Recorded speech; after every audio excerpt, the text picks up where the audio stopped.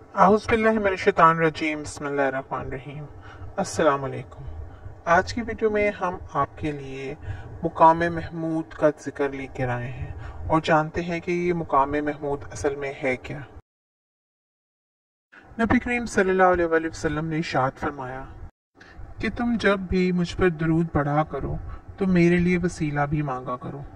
किसी ने अर्ज़ किया, वसीला क्या है?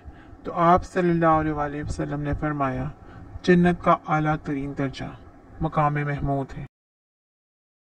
नमाज की अजान सुनने के बाद नबी करीम सल्लल्लाहु अलैहि वसल्लम पर यह दरूद पढ़ना चाहिए।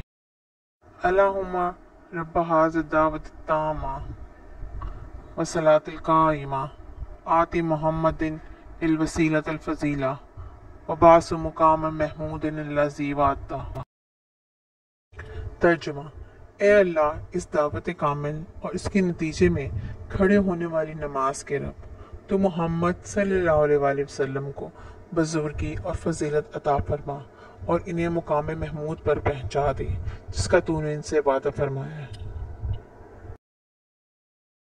उम्मीद है कि आपको आज की वीडियो अच्छी लगी होगी। अगर वीडियो अच्छी लगी हो तो उसको लाइक करें, शेयर करें और हमारे चैनल को सब्सक्राइब करें। शुक्रिया।